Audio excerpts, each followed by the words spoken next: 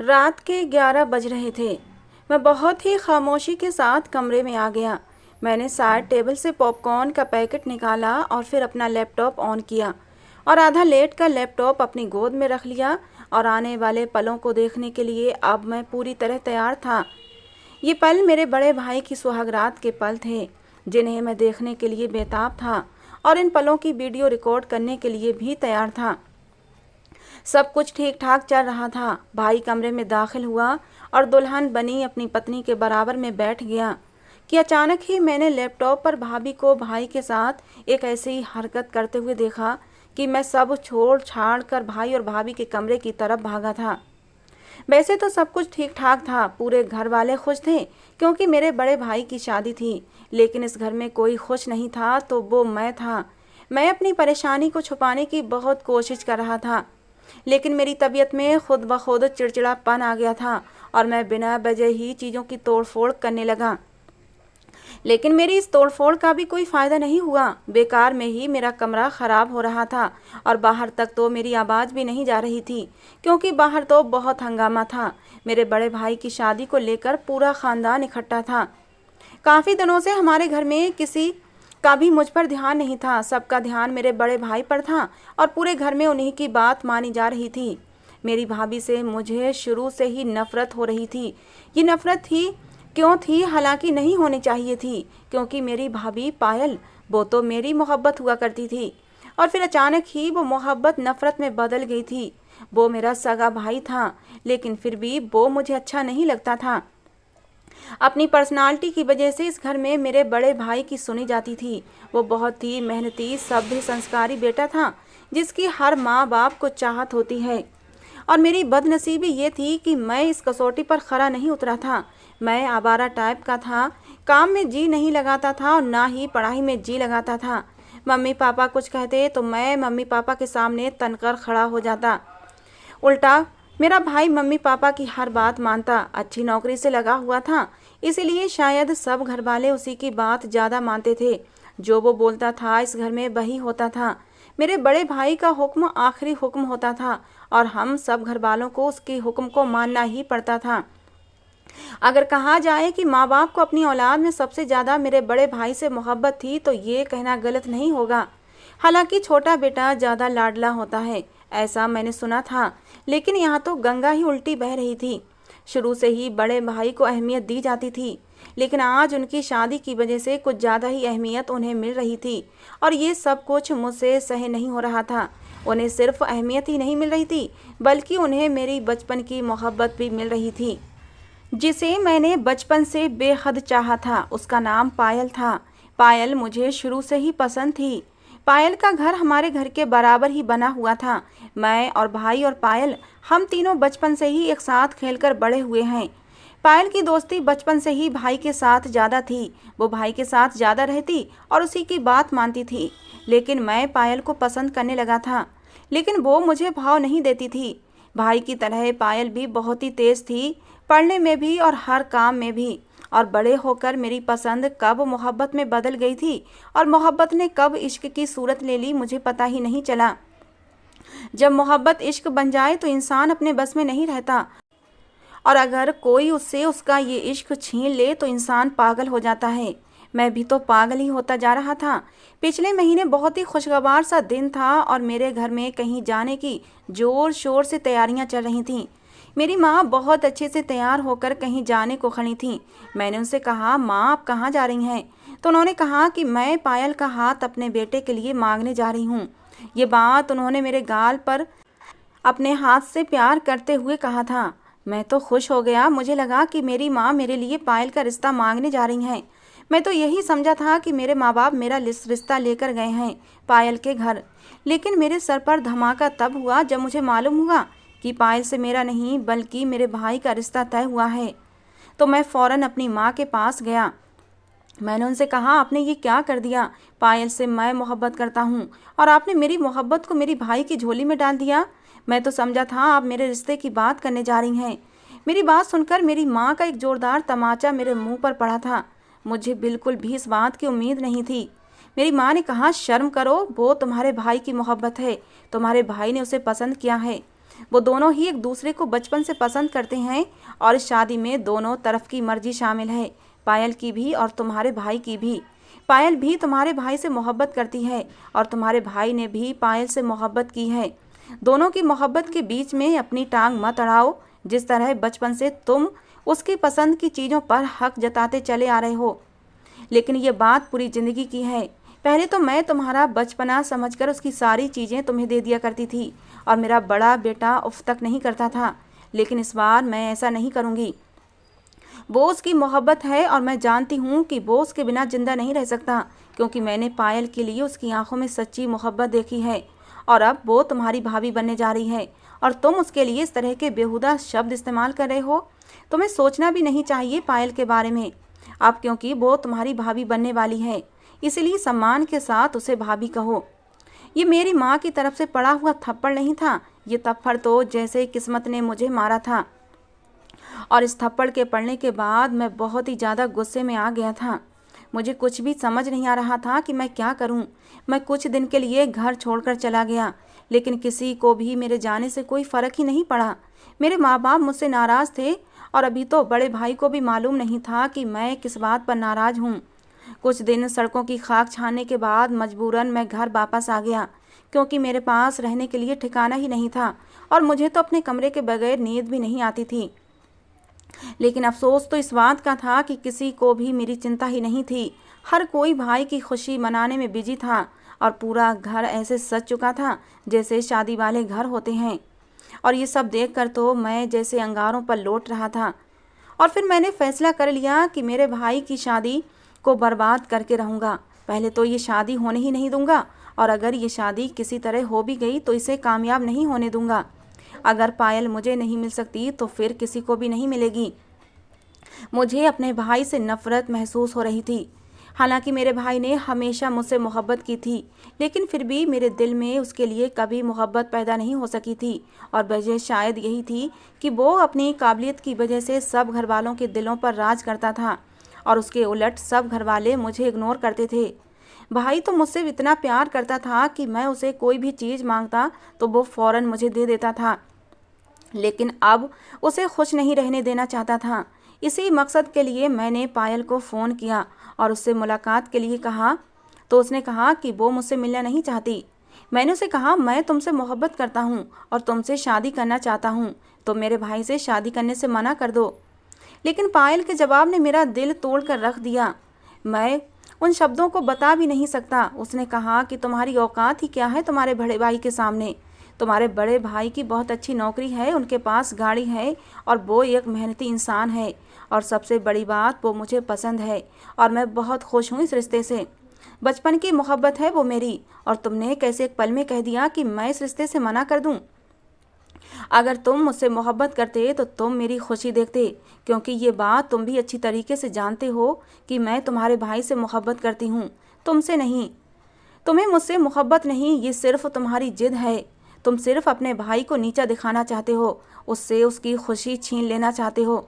और तुम हो कि अपने बड़े भाई के सामने दिन रात आवारागर्दी करना तुम्हारा काम है। ना तुम ठीक से पढ़ाई करते हो, ना कोई मेहनत करते हो, और बात करते हो मुझसे शादी करने की। मुझसे शादी करने के लिए तुम्हें पहले मेरे काबिल बनना पड़ेगा। लेकिन अफसोस कि अब तुम्हारी किसी भी मेहनत का कोई फ़ायदा नहीं, क्योंकि अब वो समय गुजर चुका है।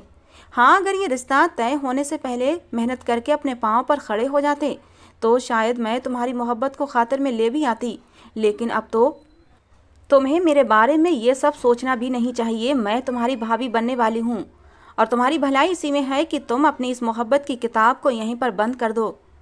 मैं जो पहले से ही अंगारों पर जल रहा था, पायल की दिल तोड़ देने वाली बातों ने तो मुझे और मेरी रूह तक को जख्मी कर दिया था और मैं बिल्कुल टूट गया था।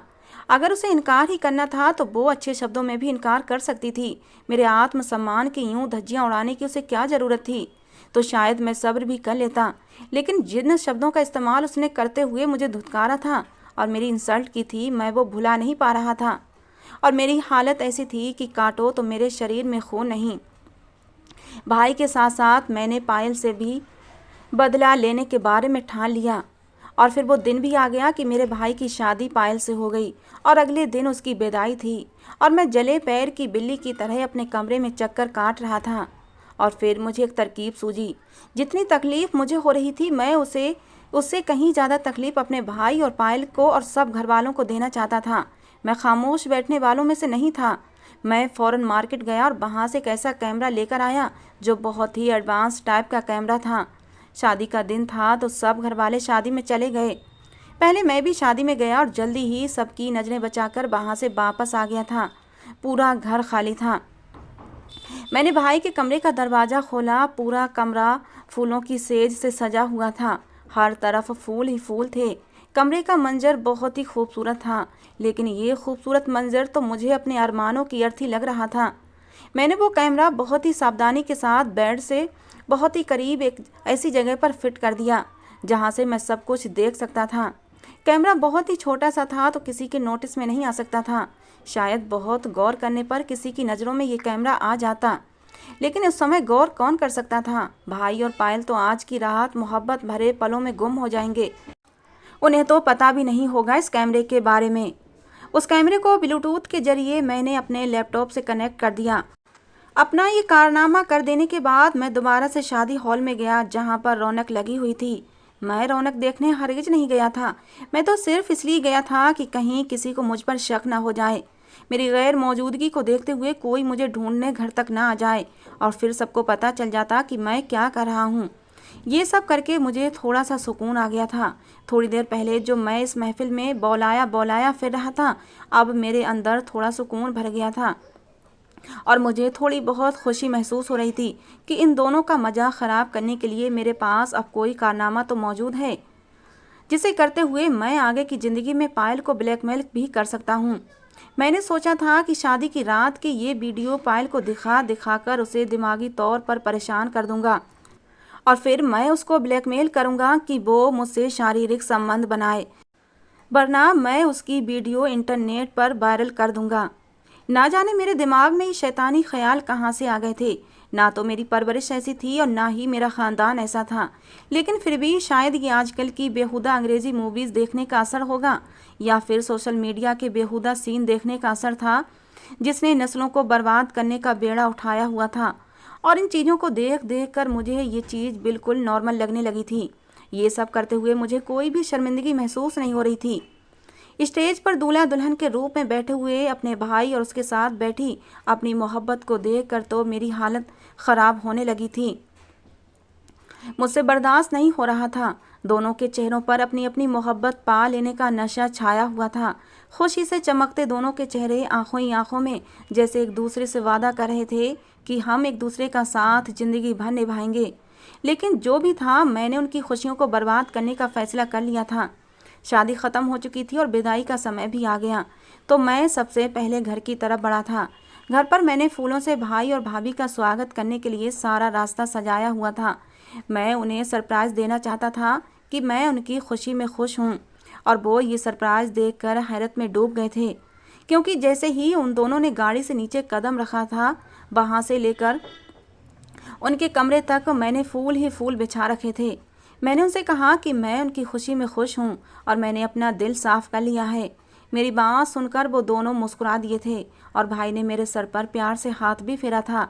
वो दोनों धीरे से चलते हुए हॉल तक आए थे। वहाँ भी कुछ छोटी मोटी रस्मों के बाद पायल को मेरी बहनों ने उसके कमरे तक पहुँचा दिया था। मैं भी जल्दी से अपने कमरे में चला गया और लाइट बंद करके कमरे का दरवाज़ा लॉक किया और फ़ौरन से अपना लैपटॉप ऑन किया, जहाँ पर मैं सब कुछ लाइव देख सकता था। मैंने देखा कि पायल अकेली कमरे में बैठी हुई है और धीरे धीरे मुस्कुरा जा रही थी। वो बहुत खूबसूरत लग रही थी और मैं उसकी खूबसूरती में खो सा गया था। मुझे अपने भाई से जलन महसूस होने लगी थी।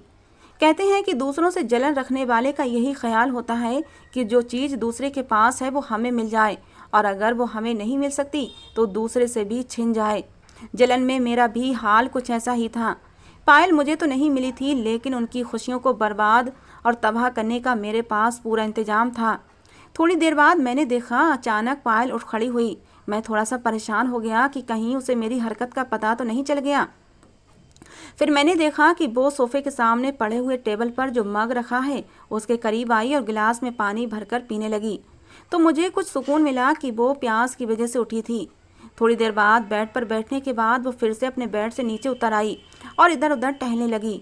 थोड़ी देर बाद ही भाई भी कमरे में दाखिल हुआ तो मेरा तो जैसे दिल ही तड़प उठा था ये मंजर देखकर। भाई पायल के करीब आकर बैठ गया और उससे कुछ बात कर रहा था। यकीनन वो उसकी खूबसूरती की तारीफ कर रहा था, लेकिन मैं सिर्फ उनकी वीडियो ही देख सकता था, उनकी आवाज़ नहीं सुन सकता था। मेरा दिल तेज़ी से धड़कने लगा था। मैंने आने वाले पलों को सोचकर, जिन्हें मैं देखना चाहता था, उन पलों को तो मैं ख्यालों में भी नहीं कर सकता था, लेकिन मैं लाइव इन पलों को देखने के लिए तैयार था। लेकिन अचानक ही कुछ ऐसा हो गया जिसे देखकर मेरे सर पर आसमान टूट पड़ा था। मैं हड़बड़ाकर उनके कमरे की तरफ भागा था और जोर जोर से उनका दरवाज़ा पीटने लगा। उस समय मुझे कुछ भी समझ नहीं आ रहा था कि मैं कैसे कमरे के अंदर घुस जाऊं। मैं जोर जोर से दरवाज़ा पीट रहा था। ये शोर सुनकर मेरी माँ भी अपने कमरे से निकल आई थी और मुझे भाई का कमरे का दरवाज़ा इतनी जोर से पीटते देखकर वो हैरान रह गईं। कहने लगी, क्यों तुम उन लोगों को डिस्टर्ब कर रहे हो? मैंने अपनी माँ से कहा, माँ वो लड़की भाई को जान से मार देगी, जल्दी से दरवाज़ा खुलवाएं। मेरी माँ ने कहा, तुम बेकार की बात कर रहे हो, आज उनकी शादी की पहली रात है और वो दोनों ही शादी से बहुत खुश हैं, और तुम बेकार में उनकी खुशियों को जंग लगाने के लिए इस तरह की हरकत कर रहे हो। मैं जानती हूँ कि तुम्हें पायल पसंद थी, लेकिन देखो अब वो तुम्हारी भाभी है, क्यों तुम इस तरह मुझे सबके सामने बेइज्जत कर रहे हो? देखो अभी भी मेहमान घर पर हैं, अगर मेहमानों को ये बातें पता चल गईं तो कितना बुरा होगा, हमारी कितनी बेइज्जती होगी। मैंने माँ से कहा, माँ ये समय इन बातों का नहीं है, अगर भाई की जान बचानी है तो दरवाज़ा हर हाल में खोलना होगा। माँ को मेरी बातों पर यकीन नहीं आया तो मैंने अपनी छोटी बहन को कहा कि वो जल्दी से चाबियाँ लेकर आए। मेरी बहन को मेरी हालत देखते हुए शायद मुझ पर विश्वास आ गया था। वो भागती हुई चाबियाँ ले आई। मेरी माँ ने मुझे दरवाज़ा खोलने से बहुत रोकना चाहा।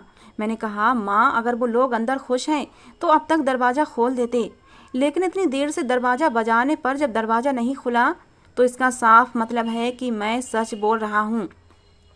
अंदर भाई की जान को खतरा है। अब लग रहा था कि जैसे मेरी माँ को भी थोड़ा थोड़ा मेरी बातों पर विश्वास आने लगा था, और जैसे ही दरवाज़ा खुला तो सामने का मंजर देखकर हम सब हैरान रह गए थे। मेरा भाई ज़मीन पर फर्श पर लेटा हुआ था और पायल के हाथ में पिस्तौल थी। उसने मेरे भाई को गोली तो नहीं मारी थी, लेकिन उसने शायद वही पिस्तौल की बट मेरे भाई के सर पर मारी थी, जिसकी वजह से वो बेहोश हो गया था और उसके सर से थोड़ा सा खून बह रहा था। ये सब देखकर तो हम सबके होश उड़ चुके थे और फ़ौरन से भाई को अस्पताल लेकर जाने लगे, लेकिन मेरे पापा ने डॉक्टर को घर पर ही बुलाने का फैसला कर लिया था, वरना ये सब बातें रिश्तेदारों में फैल जाती और फिर लोग बातें बनाते। थोड़ी देर में डॉक्टर आ गया तो देखा मेरा भाई ठीक है, उसको होश में लाने की कोशिश कर रहे थे। सब पायल को छोड़कर अभी फ़िलहाल भाई की जान बचाने में बिजी थे। जब भाई की तबीयत थोड़ी संभल गई तो मेरी माँ पायल की तरफ बढ़ी थी और उससे कहा, तुम्हारी हिम्मत कैसे हुई मेरे बेटे के साथ ये सब करने की?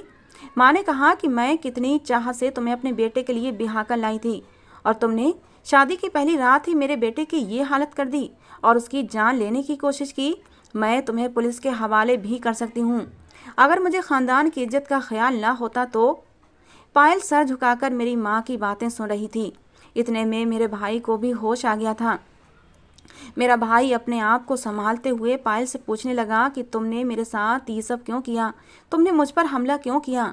सब लोग ही सवाल पर सवाल कर रहे थे, लेकिन पायल तो ऐसे सर झुकाए बैठी थी कि जिसको ना अपनी इस हरकत पर शर्मिंदगी थी और ना ही उसके पास इन सवालों के जवाब थे। मेरी माँ ने कहा, मुझे ख़ानदान से ज़्यादा अपने बेटे की जान प्यारी है और भलाई इसी में है कि इस लड़की को जेल की सलाखों के पीछे भेज दिया जाए, इससे पहले कि ये मेरे घर को बर्बाद कर दे, मुझसे मेरा बेटा छीन ले। मुझे नहीं फिक्र ख़ानदान की इज्जत की, मैं अभी पुलिस को फ़ोन करती हूँ। मेरी माँ ने अपना मोबाइल उठाया तो पायल एकदम से चीख पड़ी और कहने लगी, ये सब मैंने आपके ख़ानदान की इज्जत बचाने के लिए ही किया है। अगर मैं ये सब ना करती तो आपके ख़ानदान की इज्जत ना बचती और आप किसी को मुंह दिखाने के काबिल भी नहीं रहती और आपका सारा ख़ानदान रुस्वा हो चुका होता, ख़ासकर आपका ये बेटा जो आज दूल्हा बनकर अपनी ज़िंदगी की नई शुरुआत करने जा रहा था। इसे क्या मालूम कि इसकी ज़िंदगी का आने वाला सफ़र अंधेरे से भरा हुआ होने वाला था। अगर मेरी नज़र पानी पीते समय उस कमरे में लगे इस खुफिया कैमरे पर ना पड़ती तो। ऐसा कहकर पायल उठी और वहाँ जहाँ मैंने कैमरा फिट किया था उसने वहाँ से कैमरा खींचकर निकाल लिया और सबके सामने फेंक दिया। सब घर वाले कैमरे को देखकर हैरान थे। किसी की आवाज़ आई, ये हरकत कौन कर सकता है? मेरे बाप ने फ़ौरन से मेरे बड़े भाई की तरफ देखा था और कहा, क्या तुमने ये कैमरा लगाया था? क्या ये हरकत तुम्हारी है? बहुत सारे लोग शादी की पहली रात को यादगार बनाने के लिए ऐसे वीडियो बनाते हैं। क्या ये तुम्हारी हरकत है? पापा की बात सुनकर भाई को गुस्सा आ गया। कहा, मैंने ये सब कुछ नहीं किया और मुझे इस बारे में कुछ भी नहीं मालूम, और ना ही मेरी ऐसी परवरिश है कि मैं इस तरह का घटिया काम करूं। और मेरी तो ये हालत थी कि मेरा दिल कर रहा था जिंदा ही ज़मीन में धंस जाऊं। ना जाने कहां से पायल को ये खबर हो गई और कैसे उसकी नज़र उस कैमरे तक चली गई थी। अभी तक ये राज खुला नहीं था कि ये काम किसने किया था। अभी तक मेरा नाम नहीं आया था, लेकिन अगले ही पल पायल ने चीखते हुए अपनी उंगली मेरी तरफ उठाई थी और मेरा नाम लेते हुए कहा कि आपका ये बेगैरत बेटा जिसने ये गिरी हुई हरकत की है, और ये इसी का काम है। और मैं जल्दी ही समझ गई थी कि हमारी ज़िंदगी की इन खूबसूरत पलों को ये अपने कमरे में बैठा देख रहा है, क्योंकि शादी हॉल में मैंने नोट किया था कि ये थोड़ी देर के लिए गायब हो गया था और काफ़ी देर तक गायब रहा और फिर अचानक से वापस आ गया। शायद किसी ने ये बात नोट ना की हो, लेकिन मैंने नोट कर ली थी और मैं समझ गई थी ज़रूर अपनी कोई कारस्तानी करने गया है। मैं डर तो बहुत गया था, लेकिन मैंने पायल पर गुस्सा करते हुए कहा कि तुम झूठ बोल रही हो और मुझ पर झूठा इल्ज़ाम लगा रही हो। आखिर तुम्हारे पास क्या सबूत है कि ये सब मैंने किया है? मेरी बात पर पायल ने कहा कि आए आप सब लोग मेरे साथ, इसके कमरे में चलें, अभी दूध का दूध और पानी का पानी हो जाएगा। पायल ये कहकर फ़ौरन से मेरे कमरे की तरफ बढ़ गई और उसके पीछे पीछे मेरे माँ बाप भी आने लगे। तो मेरी तो जैसे दुनिया ही उजड़ने वाली थी, क्योंकि मेरे कमरे में मेरा लैपटॉप खुला पड़ा था। मैंने उनका रास्ता रोकना चाहा, लेकिन वो लोग नहीं रुके और पायल तेजी से मेरे कमरे में दाखिल हुई, जहां मेरा लैपटॉप खुला देखकर सब हैरत में डूब गए थे, जहां पर भाई के कमरे का मंजर साफ दिखाई जा रहा था। सबसे पहला तमाचा मेरे बाप की तरफ से मुझ पर पड़ा था और फिर मेरी माँ ने भी मुझे थप्पड़ मारा और फिर वो दोनों मुझे मारते ही रहे और मुझे बचाने वाला कोई नहीं था। मेरे बाकी सब घर वाले मेरा तमाशा देख रहे थे और शायद सब यही चाहते थे कि मेरे माँ बाप मुझे जान से ही मार डालें। मेरे बाप ने कहा कि दिल तो करता है तुम्हें जान से ही मार डालूं, लेकिन तुम मेरी औलाद हो। काश कि तुम मेरी औलाद ना होते तो इस समय जिंदा ना होते। मेरे बाप की ये बात सुनकर पायल बोली, क्या मैं किसी की बेटी नहीं हूँ? क्या मैं आपकी और आपके बेटे की इज्जत नहीं हूँ, जिसको ये खाक में मिलाने जा रहा था, और अब भी आप इसको माफ़ करने के लिए तैयार हैं? पायल की बात पर मेरे पापा खामोश हो गए थे। ऐसी सूरत हाल पैदा हो गई थी कि किसी को कुछ भी समझ नहीं आ रहा था और मेरी ऐसी हालत थी कि मैं अब जिंदा नहीं रह सकता था। मैं फ़ौरन भाई के कमरे की तरफ भागा। मेरे पीछे कोई नहीं आया था, लेकिन मेरी बहन आ गई। वो शायद समझ गई थी कि मैं क्या करने जा रहा हूँ। पायल के हाथ में थोड़ी देर पहले जो पिस्तौल थी उसको मैंने उठाया और अपनी कनपटी पर रख लिया और एक जोरदार आवाज़ हुई थी गोली की, लेकिन मेरी बहन ने मुझसे पिस्तौल छीन ली थी और गोली सीधा दीवार पर जाकर लगी थी। गोली की आवाज़ सुनते ही सब भागते हुए वहां आए तो मैंने कहा कि मैं अपने आप को ख़त्म करना चाहता हूँ। मेरे लिए अब ज़िंदगी का कोई मकसद नहीं है। मैं शैतान के बहकावे में आ गया था, लेकिन मुझे नहीं मालूम था ये अपने ही घर वालों की नज़र में गिर जाऊँगा। मुझे पता है आप सब लोग मुझे माफ़ नहीं करेंगे, लेकिन मैं इस शर्मिंदगी के साथ सारी ज़िंदगी जिंदा नहीं रह सकता हूँ। भलाई इसी में है कि मुझे मर जाने दिया जाए। बहुत मुश्किल से मेरे कुछ रिश्तेदारों ने मुझे रोका। भाई शायद पायल को हर बात बताया करता था। उनकी फ़ोन पर बात हुई थी और भाई ने यह भी बता दिया होगा कि उनकी साइड टेबल पर उनका पिस्तौल पड़ा हुआ है, और इसीलिए पायल ने भाई को गोली तो नहीं मारी, लेकिन जानबूझकर उनके सर पर हमला किया, वो भी थोड़ा सा, ताकि मैं ये देखकर फ़ौरन से कुछ रिएक्ट करूं। जब मैं वीडियो देख रहा था तो पायल ने भाई की कनपटी पर पिस्तौल ताना हुआ था, लेकिन दरवाज़ा खटकने पर जल्दबाजी में उसने भाई के सर पर हल्का सा वार किया था। शादी की सारी खुशी ख़राब हो चुकी थी, सबके दिल उदास थे और कुछ दिन यूं ही गुजर गए। मेरा ही कज़न हर वक्त मेरे साथ रहता था, वो मेरा एक अच्छा दोस्त भी था। वो हर वक्त मेरे साथ रहता कि कहीं मैं अपने आप को जान से ख़त्म न कर दूं। और फिर मेरे कजिन ने मुझे सलाह दी कि तुमसे गलती हो गई है, लेकिन भलाई इसी में है कि तुम ये देश छोड़कर दूसरे देश चले जाओ। खुदकुशी किसी भी समस्या का हल नहीं है। जो पाप तुमने किया है उसके लिए तो शायद माफ़ी मांगने पर माफ़ी मिल भी जाए, लेकिन खुदकुशी की तो कोई माफ़ी नहीं है। तुमने अगर खुदकुशी कर ली तो तुम्हारे माँ बाप का क्या होगा? तुमने जो गलती की है उस गलती की माफ़ी भगवान से भी मांगो और अपने माँ बाप से भी मांगो। धीरे धीरे सब कुछ नॉर्मल हो जाएगा। समय बहुत बड़ा मरहम है, वो हर घाव को भर देता है। अपने दोस्त की बात को मानकर मैं अमेरिका चला आया और आज इस हादसे को 2 साल गुजर चुके हैं और ये 2 साल मैं अमेरिका में ही रह रहा हूँ और मेरा घर वालों से मेरा कोई भी कांटेक्ट नहीं है और मैं किसी के साथ कोई कांटेक्ट रखना भी नहीं चाहता क्योंकि मेरा कांटेक्ट सिर्फ और सिर्फ मेरे भगवान से है। मैं इन 2 सालों से लगातार अपने भगवान से अपने गुनाह की माफ़ी मांगता रहा हूँ और मैं उम्मीद से हूँ कि वो मुझे ज़रूर माफ़ कर देगा। मैं अपने घर वालों से और पायल से माफ़ी नहीं मांग सकता, इसलिए जिससे माफ़ी मांग सकता हूँ उसी से माफ़ी मांग रहा हूँ। मुझ में हिम्मत ही नहीं है अपने घर वालों का सामना करने की, लेकिन मुझे उम्मीद है कि मेरे लिए, मेरे दिल को सुकून के लिए मेरा भगवान मुझे ज़रूर माफ़ करेगा।